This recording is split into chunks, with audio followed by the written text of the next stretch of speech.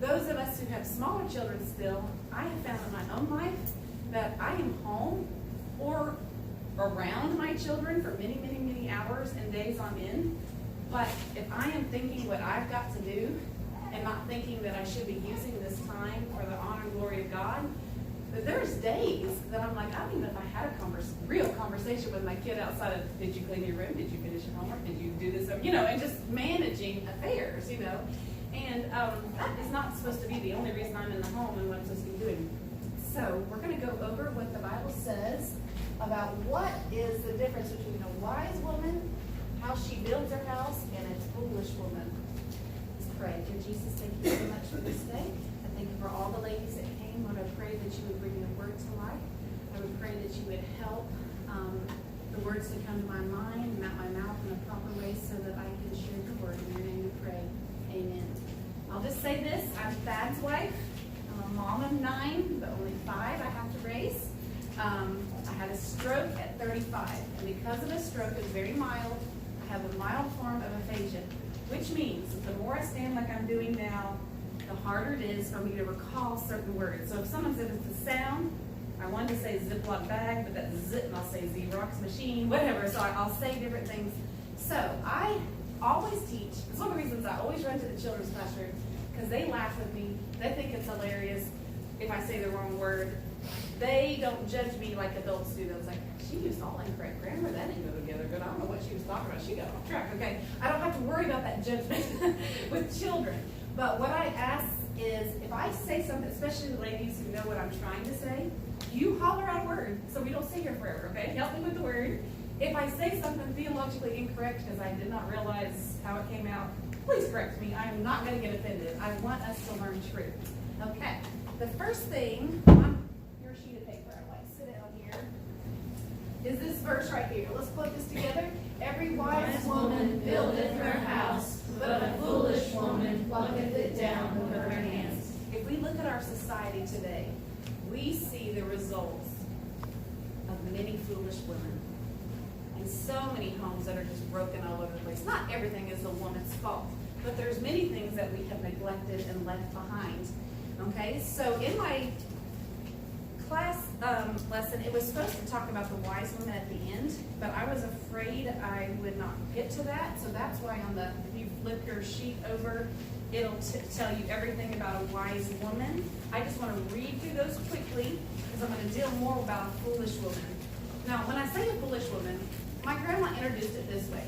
So many times, because we're not taught the different things, we look at television, movies, the people we hang out with, and so many people have the attributes or characteristics. We see demonstrations of foolishness all the time. That's the worldly way overall. And without realizing it, our heart may be wanting to do right and be pure and good, but we pick up what we hang around. And we take on attributes that if someone brought it to our attention, we'd be like, oh, I don't want to be that. I want to change that. And so my grandmother brought out to me, she said, I want to show you what God says a foolish woman is and does, so that when you see those things in your life, which I am still working on both, that doesn't mean that you always stay a wise woman or never go over to being a foolish woman. I do have days and moments where I'm not walking with God, and I act like a foolish woman at times. So my kids can tell you that. But she said, we're going to go over what the Bible says. So let's go read through what a wise woman is. And this is all coming from Proverbs 31, which new pastors always talk about that on Mother's Day, so I'm not going to belabor this. But a wise woman would have the character qualities of someone being trustworthy and a blessing to those around her. In a nutshell, she is an unselfish woman. She is there to help others succeed. Everyone around them, it's not about themselves and who they can step on so that they can be the one that everyone praises. You want to see others succeed, and you sacrifice so that you can help with that. She's self-motivated, okay? She is a provider for the good of those in her care and is generous in the process. She is intelligent and a good steward of what she's given. That's financially, her time, her resources. And you say, you younger ladies, our generation is so much about wastefulness, and we're so lazy. But the older generation that is here, they come from a time period where you learned to reuse every little thing. You learned how to cook cheaply. You learned how to make that money stretch. And we need to gain from their wisdom and learn their little tricks of the trade there. She is a hard worker, talented and skilled. She is kind and compassionate to those in need. She is content, joyful, adaptable with whatever the Lord throws her way. I'll just outwardly admit, I don't do well.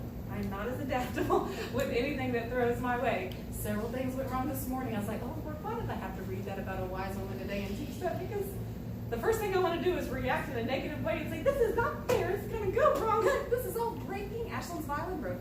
The tree fell down back there behind the building. It caused a leak in our storage room. We have a puddle of water with all of our stuff back there. All of that went to a ride this morning. So the devil's like, can you keep teaching your lessons now? Okay. So the next one. She's a woman known for wise words and kind speech. Okay. I can give wise words because I've had good examples of women in my life that has shared wisdom with me, and I can repeat back to them what they've shared with me, not because I'm wiser than myself. My grandmother now has, the one I'm talking about, has dementia, and she is in a nursing home. And when I call her, someone with dementia, what they feel in their mind, or the part of their brain has been affected that what they think is reality is not really reality. They may be stuck in a certain time frame of life. I think she is thinking she still lives at home. She has a mom and a daddy that she don't even remember being married, her kids, her grandkids. That's just where her brain is. And so she was really sad. She stays sad all the time. And that was not my grandmother. She was joyful, Miss Positive, and everything. That's how I know it's not her. And I call her on the phone, and I'll share something with her. And she's like, that is so smart. And I said, well, Grandma, that's what you taught me. Well, I used to be smart then. So she'll tell me. It's funny now that sometimes when the grandmother is the teacher or the mother's the teacher, there's a day that if you have taught well, it will come back to you. And number one, she is protective, a nurturer, and is liked and respected. And the next is she is known as a woman who fears the Lord. Okay? I love girls, and I always say that. And what I mean by that is I love the fact that little girls, I love the big bows and how they dress up. I love to watch little girls play, okay? I don't know if I so much care for the drama of the teen years and the hormone years and the cat fights and all that. So when I'm saying I love girls, I'm saying I love sweet little girls that are playing nice and all dressed up, and that is just so adorable. It's like going into a flower garden. But the Bible talks a lot about what a godly woman or girl should be, but our world constantly shows us another opinion. And it becomes obvious that God and our world have different opinions about what makes a girl really godly, sets her apart. I told my son, he is the age where he could pick a life mate. I said, there are certain women and girls that they just stand out, like way up here. They just seem to have every characteristic. And I'm not talking about just having it all together with beauty and brains, okay? I'm just saying they're sweet, they're nice, they're talented, they're skilled, they're gracious. They're going to really compliment a young man and be an asset to their home. And I said, those girls really stand out right here. You have hundreds that are called Christian girls or overall good girls. They have many of the same qualities, but there are just tons of them, and they all all seem about this level. They're all about the same. They have some of the characteristics of a foolish woman, enough to keep them from being way up here. There's so few way up here. And then we have the worldly women of the world that don't have any teaching or training or don't know anything about the Bible. And those are by the thousands. You can find those anywhere. I'm like, if you want to find someone to sleep with, you will find someone to sleep with. Okay, way down here. Those are just leprous, okay? They're just looking for anybody, okay? So, they're going to answer several questions from Proverbs. How do we know what a foolish woman is, okay? The first thing is, we can look by what she says. This is in Proverbs 5:3. This is basically saying a simple girl will talk sweet to you. She will say things you want to hear. She will hurt you and cause you much pain.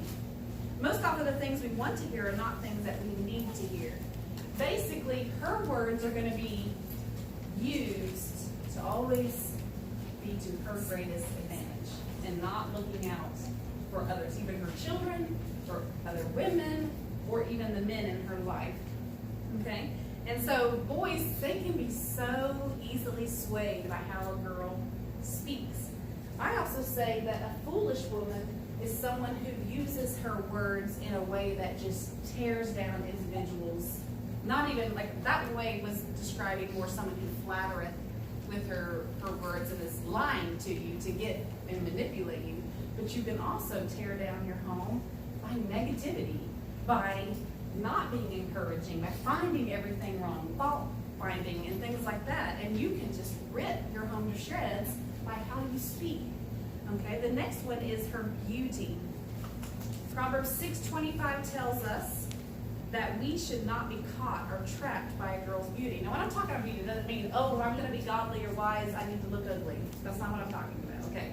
What I'm talking about in that passage of scripture is she has picked up from the worldly ways that men are attracted by what they see, and they might have a good physique, and they know how to display their body to manipulate the men or others in their life to do what they want to do. Okay? Men, overall, they can be, because they are so stimulated and motivated by sight, they may struggle more with pornography or looking at bad pictures. I'm trying to be discreet with the age that we have here, okay? But girls, I believe, struggle just as much. They can become addicted to that. But we are addicted to their attention and the power we get. We used to work with teenagers, and we would go on church visitation, no less, pass out tracts. And I'd love to listen to conversations. We would get out at a gas station after visitation. And this is back in Abby's day, but she's one of my teenagers.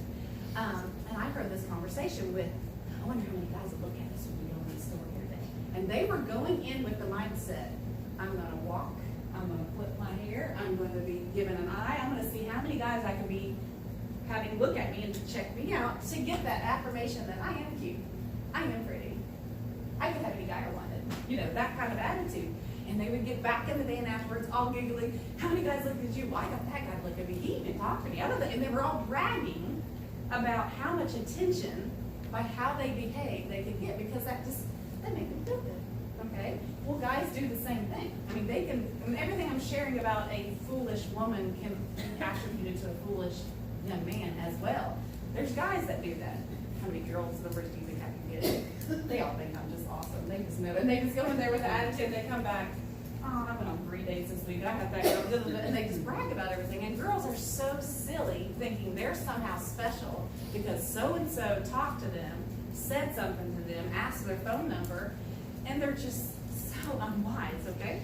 The next thing is, I was talking about our beauty. We are supposed to be beautiful, but in a modest way, in an attractive way, in a way that's how I know that some of these girls that are set apart way up there, they're not looking like they are trying to invite a guy to do something with her that, you know, because you advertise what you're willing to do. I remember hearing a group of guys say, that girl will kiss, that girl will do such and such. How do you know? You advertise how far a guy would be able to go with you, okay, what kind of girl you are. Even married men have to be careful, because how we display our body is saying, and we might not even know, we may just be like, well, that's what everybody wears around me, so I'm going to wear what everybody else wears. I'm going to look like everybody else. But you've got to watch out what you're wearing, because you may be advertising, I'm a woman of the world, I can be bought, you can have me, there's no price, you know, or you can say, I'm a woman of great value. I have protection around me. I value and respect who I am, and I'm not for sale, basically. You could have me, but you put a ring on my finger and marry me, okay? So the next thing is the look in her eyes. Proverbs 6:25 gives the final part to the answer for the question number 1. The verse ends by telling us to watch out for the look in her eyes. Girls have the ability to say 1,000 words without ever opening their mouths. You can really see this in the toddler department, okay? And you see the teen department. But they'll come and, hey, Lance, what you doing? You know, they can do that, or they can just say, come over here. You know, mean, you can pout, you can be mad, you can glare, you can look at them. Like, there's all kinds of things you can do with your eyes, okay? God says we need to be careful what we are communicating through the look in our eye and make sure it's what we want to be communicating, good things or foolish things. Okay, a guy should never let a soft word that may be spoken, the beauty of a girl that he is with, or the look in her eyes be the things that control his behavior, okay? Number 2, well, this is not on your sheet, but what is actually flirting? What is just being yourself and flirting? As married women, we still have to be careful not to flirt. And you say, oh, I'm mounting such and such age. I don't have to worry about flirting. You can flirt at all ages, okay? You don't want to give a different impression that you should. Flirting takes place when a girl uses one of those 3 things I just mentioned, described in question 1, which is what are 3 things that God warns us to look out for when we, I don't know how I worded it on my paper, because my paper was out of date, so I had to change it, to attract someone. When a girl uses what she says and wraps it up in her beauty with those soft, convincing eyes, she's flirting. God instructs us to develop godly character within ourselves, that will be the thing to attract others to us, not how I put an outfit together, how much I'm showing off different parts of my body. If you try to get into a relationship with someone and it's based on you using all that flirting, outward attraction of your body, how you're using words, basically that relationship is going to be less, it's not going to be a godly relationship in the end, and it's probably not going to last very long, okay? But if a guy is attracted to you because of your godly character on the inside, and there's not all this physical stuff associated with it, you're going to attract a good young man that's probably going to honor you and respect you as a godly young lady, okay? Okay, 10 minutes. There's 7 ways to tell that a girl is ungodly or foolish. She dresses just to attract guys. Proverbs 7:10 warns, by the way she is dressed, you can tell what kind of girl she was. I've already talked about that, okay? Don't misunderstand. It is okay to dress in an attractive manner. Please do. No man who is trying to do right wanted to be like, yeah, that's my wife, you know, she hadn't combed her hair, brushed her teeth, put on any makeup, doesn't know how to put her clothes together. They don't want to be like, yeah, I got a godly one that looks like a dog. I mean, I feel like we should compete with the world in a good way, as far as, can we put our clothes attractively together? Can we get an attractive hairstyle that is becoming to our face, okay? Do we have mannerisms that are pleasing to be with? At home, this is the hardest thing. When I'm just with my kids, sometimes I forget. I don't feel like putting makeup on or doing something to my hair. But, you know, if a man comes home every single day and you just look terrible and he's out in the world and everybody's put together, you'd be like, why did I marry her again? What's so good about her? I'm having a hard time remembering. So my kids, they always notice, like, oh, where are we going today? If I get dressed up, I was like, well, I actually just got convicted that I needed to do something to myself. So I'm not going anywhere. She talks loud. Okay. Sometimes we have to get someone's attention and we'll say, hey, over there, we're not. But overall, what a woman that talks loud is a woman that you can hear. And you see this a lot in our school system and in the malls and things like that. You might even see it in our church. You hear them coming before you ever see them. And they're super loud laughing. They're, you know what that is. I mean, do I have to demonstrate or do we know what we're talking about? She is just a loudmouth. I know you older ladies, I know you're with people. You're probably out somewhere at restaurants and stuff like that, and you can just hear some cackling woman somewhere just attacking, especially if she's drunk and all that. Then she gets really loud, and then she starts cursing, and then she starts making a fool of herself out in public. Okay, so the girl who is always yelling at the top of her lungs as she walks down the hallway, we can call her boisterous. This is her way of getting attention of those around her, okay, so that everyone will notice her. In 1 Peter 3:4, it explains that a girl should have a meek and quiet spirit, which is of great value in God's sight, okay? I would love to perfect this area in my life. I'm still working on this. My family is a louder family. We are not super quiet people. Ashlyn read the lesson because she's not in here today. She's like, oh, I'm still too loud. I was like, but I came from a loud country home, so this is something that is hard for me to work on myself. To just deep down, I want to be like Mr. Beck over here, Miss Heather over here, that just barely raises their voice, always sweet and all, and Miss Kim over here, all the rebellious. She is stubborn. It means she is a rebel. A rebel is someone who is defying lawfully constituted authority or always resisting control. Okay?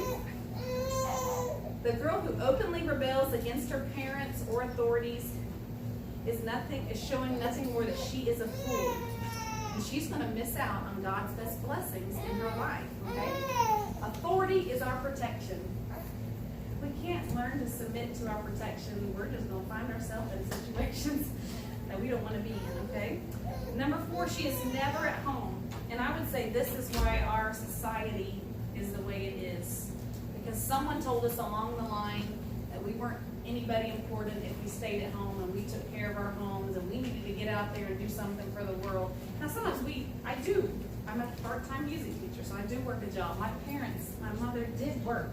But she worked her job around our home, where she could take care of our home first. She waited till after we went to school, then she went to work. She was always home when we came back. She had everything taken care of at home. And if you can take care of everything at home and still work extra job because you got the energy to do it, go for it. I'm not one of those people. I can't do as much as other people. And so I do say yes and no in my life based on, can I keep up with what I know I'm supposed to do first? And if anything I can do extra on top of that, then I add that in. I know there's situations that if my husband died and I had to be the sole breadwinner of the family, I know I would have to do things differently, and I just have to trust God to help me during that time. If someone is never at home, that pretty much says that they are probably not taking care of their house, they're probably not cooking, they're probably not very involved in the lives of their family, and that is not good. You're going to be tearing down your house if you do that. Number 5, she is aggressive. I am so sick of aggressive women. After my son, I went to camp with him last week, mainly just to trail him and to be present. So the girls would leave him alone. And I'm not talking about just a nice girl.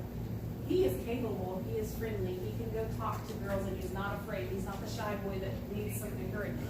But girls are so, hey, do you want my number? Why don't you call me? They're texting him, they're messaging him. He's like, fine. Good. He's trying to cut it off, and they just keep agging it on. I want you to remember me. Are you going to come over here? Can you come over here and do this? And they're always trying to ask him out to places they are, to be on dates. All that makes him do is, leave me alone. If I want you, I will ask you, okay? I will talk to you, but I don't need your help, okay? So it simply means she has to be sure that she behaves herself in such a way that she will always bring honor to the Lord and Savior. Don't be the hunter. What? Okay, she read. Number 6, she is not embarrassed by the way she acts. Proverbs 7:13 talks about her impudent face. She doesn't care what people think, even if she's behaving badly or dressing inappropriately, like the teacher might say, hey, I see parts of your body. I really shouldn't have seen this sort of in school rules. I need you to put something else on or pull it down or whatever. I don't care. That kind of attitude. No one will tell me what to do. That kind of attitude. Okay? That's a foolish woman, and you're letting everyone see it by that behavior. The last thing is, the last way we can tell that a girl is a fool is that she tears down her family with her words. You're always bad-mouthing. My mom's so dumb. She never lets me do something. My dad is good. I'm happy. That kind of attitude. I don't like the people at that church. It's always making me do that.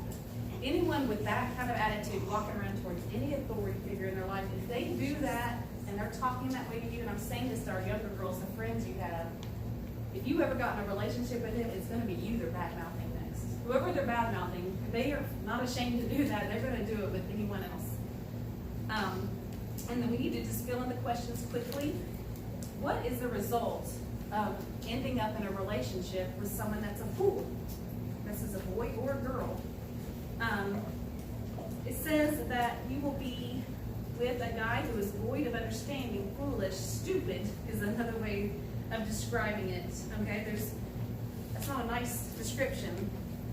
When a girl wants to marry somebody or wants someone to value her or take care of her, she wants someone that's going to be loyal to her, respect her and take care of her for a lifetime, not just when you don't want to use her anymore and he's tired of her, he just throws her to the side and gets someone else that he can move and win. What kind of animal does God compare a girl that's a foolish woman? He compares her to a pig wearing a jewel in the pig's snout. That is not a pretty picture. Who would waste this gold, sticking it in a pig pen on a pig? We wouldn't do that, okay? What kind of animal does God compare the guy who was with a foolish woman? Like a dumb cow, an ox going to the slaughter. You don't even know, hold up,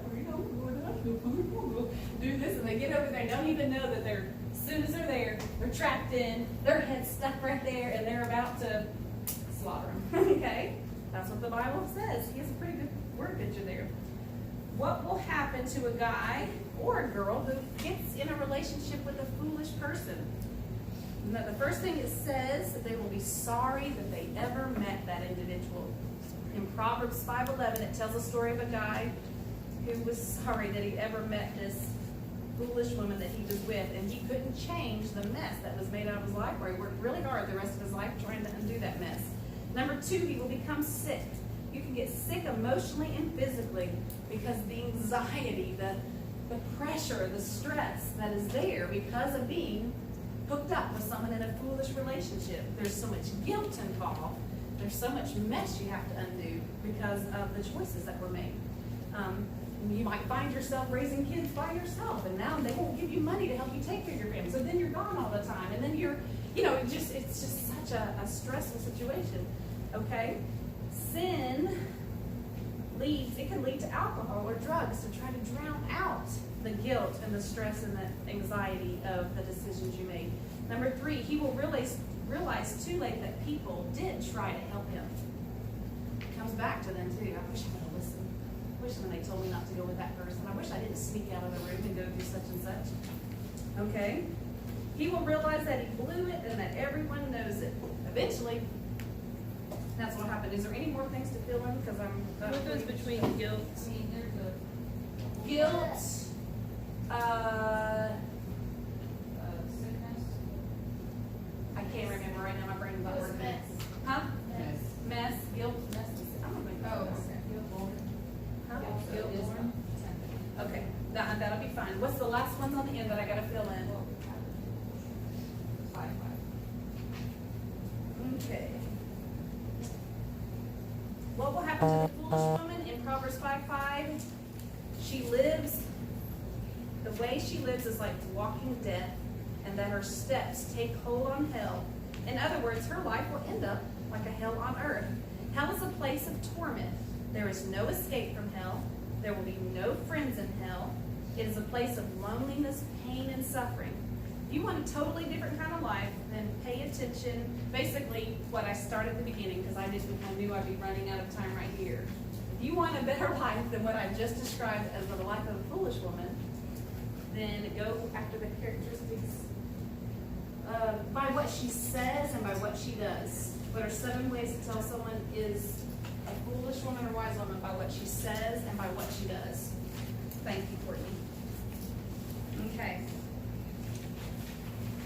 God is concerned about what kind of person you are on the inside. Okay, I've talked a lot about outside characteristics. The attitudes of the heart are what count with God. The question we need to ask ourselves, even as adult ladies, okay, grandmothers and great-grandmothers, you have the opportunity to teach this to your granddaughters and great-grandchildren, because they're going to listen to you a little bit better than they would the mother. Mothers, we have to talk about this with our daughters. We have to have such a good relationship that we say, you know that young man over there, he did such and such. I'm seeing such and such a character quality in him. I don't know. He looks like an angry man. He might be abusive one day. He's a very possessive person. Look how much he lies. Look how lazy he is. And show him down the road that if he's lazy and he's lying, he's not going to be someone you can trust, and that's not going to end up in a good way. So make sure we're talking about that and paying attention to who our girls' friends are. That is all we can cover today. I did not talk about being saved and asking Jesus to be your Lord and Savior. There's no way we can be truly godly or wise if we don't possess Christ in our heart in the first place. He's the one that gives us the strength. And we will talk more about that in a different week, starting next week, since I got done. we will go through this Bible study called Phoebe, a Servant of the Church. But I didn't feel like we could cover how to be a servant of the church if we weren't taking care of our homes and our personal lives here. And a lot of things I did say will be covered again in a different format and different verbiage. And I will not be your only teacher. Okay, so don't feel bad if you didn't like today. There will be other ladies contributing to this as well. Do any of y'all have any quick comments or questions? I know Mrs. Furtado needs to actually go to the auditorium needs to make sure I got on there. Is there any of you older ladies that would like to say something, yay or nay? Is this truth, untruth?